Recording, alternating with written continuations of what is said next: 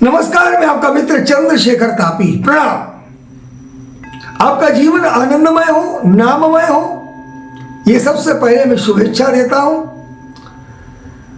जब नामस्मरण की हम बात करते हैं, भगवत नाम की बात करते हैं, तो श्री गोंदवलेकर महाराज ने कहा है कि जहां नाम होगा उसके आसपास में रहता हूं।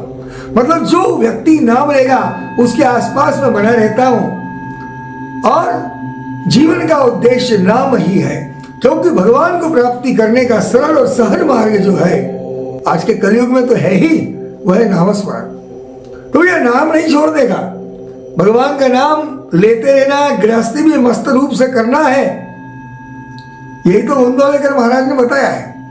तो जब महाराज ने हमको ये चीज बताई है कि हम नाम ले, आनंद में रहें, गृहस्थी भी बढ़िया करें, लेकिन बहुत सारे लोग मुझसे प्रश्न पूछते हैं, और वो प्रश्न आपसे भी पूछा होगा कि भैया हम जब नाम लेते हैं ना तो मन में बहुत सारे विचार आते हैं, क्या करें?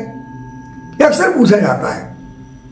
ये महत्वपूर्ण वीडियो इसलिए आपके सामने लाया हूं। ये महत्वपूर्ण वीडियो में इस बात को लेकर मैं बताना चाहता हूं कि जब आप नामस्मरण करते हैं तो आपके मन में विचार जब आते हैं तो अब आप क्या करें और उस समय क्या करना चाहिए, ये महत्वपूर्ण बातों को लेकर यह वीडियो है। इसलिए पूरा वीडियो देखिएगा, अच्छा लगे तो लाइक करिएगा, शेयर करिएगा, ताकि जो लोग साधना कर रहे हैं, साधना मार्ग में हैं और भगवत नाम ले रहे हैं, यदि उनके मन में विचार आ रहे हैं और उनकी साधना में व्यत्यय आ रहा है, परेशानी आ रही है, तो उन्हें भी वो लाभ होगा। क्योंकि साधना मार्ग में यह कहा जाता है कि हम अभी लाभान्वित हो तो आप भी लाभान्वित हो, हम आनंदमय हो, नाममय हो तो आप भी आनंदमय हो, नाममय हो। इसीलिए तो ये वीडियो बनाया है, इसीलिए तो ये ग्रेसिस बेस्ड चैनल हमने प्रारंभ किया है, यहाँ तक की यात्रा की है। निवेदन कर रहा हूं कि भैया यदि सब्सक्राइब नहीं किया हो तो कर लीजिए, और कर लिया है तो धन्यवाद। हम सब यात्रा कर रहे हैं आनंद की, हम सब यात्रा कर रहे हैं नाम की। जब यात्रा की बात कर रही है तो हम यात्रा से जुड़कर ही उस प्रश्न का उत्तर देखने की कोशिश करेंगे कि हम जब नामस्मरण करने बैठते हैं तो हमारे मन में विचार आते हैं तो हम क्या करें। यदि ये सॉल्यूशन अपने को समझ में आ गया, महाराज ने इसके बारे में तो बहुत अच्छा उत्तर बताया है कि उन्हें आ रहे हैं तो आने दो, जा रहे हैं तो जाने दो, उस पर ध्यान मत दो, अपनी साधना करो, अपने नाम पर कंसंट्रेट करो और अब आगे बढ़ते जाओ। इसी बात को लेकर मैं एक यात्रा से जुड़कर उस बात को देखना चाहता हूं और आपके सामने लाया हूं कि जब हम कोई यात्रा करते हैं, ट्रेन की यात्रा करते हैं, तो क्या करते हैं? हर व्यक्ति का अपना जीवन है, अपने जीवन का उद्देश्य है, वो अपने तरीके से जीता है, अपने काम में व्यस्त रहता है, अपना जीवन यापन करता है और अपना संपूर्ण जीवन इस ढंग से व्यतीत करता है और अपने आप में व्यस्त रहता है। लेकिन केवल गृहस्थी करना, गृहस्थी में व्यस्तता रहना, ये जीवन का उद्देश्य नहीं है।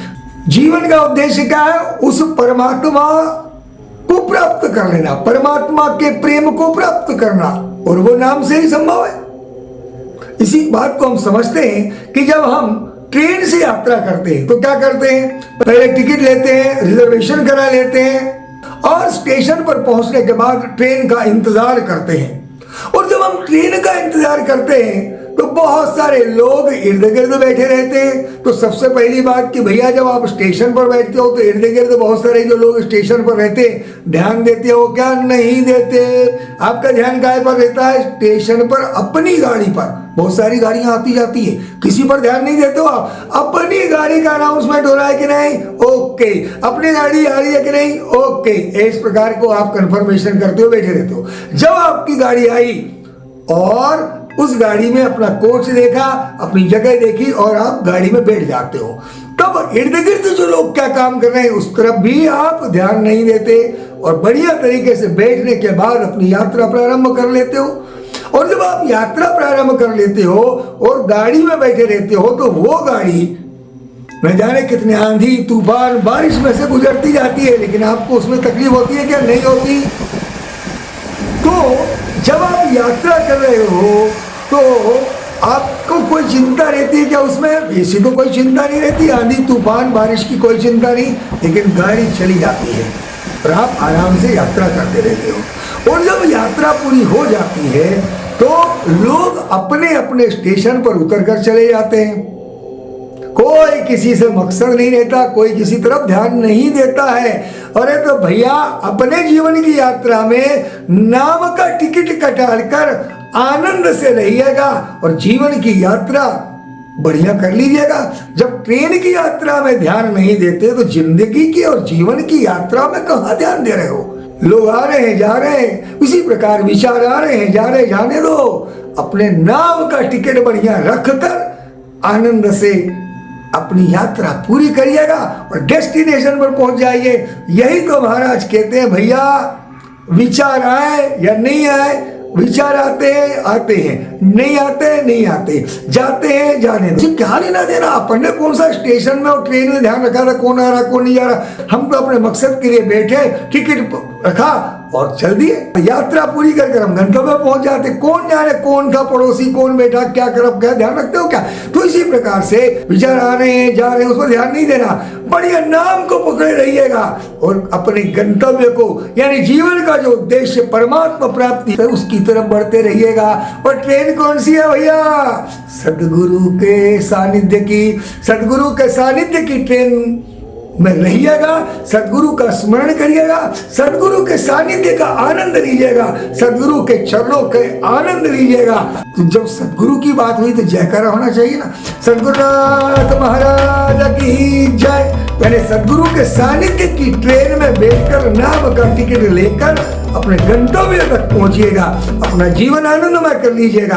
हाँ, फिर आप विचारों की बात नहीं करोगे ना। जब आपने ट्रेन में यात्रियों की तरफ ध्यान नहीं दिया, लोगों की भीड़ पर ध्यान नहीं दिया, अपने मंजिल पर ध्यान रखकर बैठे रहे, तो यार जीवन की यात्रा है तो इन विचारों पर ध्यान नहीं देने का। गुरु की सानिध्य की ट्रेन में रहिएगा, नाम का टिकट है तो नाम स्मरण करिएगा, आनंद में रहिएगा और डेस्टिनेशन पर यानी गंतव्य तक पहुंचिएगा। जब नाम साथ में है तो सदगुरु का सानिध्य रहेगा ही रहेगा और मंजिल आराम से बहुत अच्छी तरीके से मिलेगी।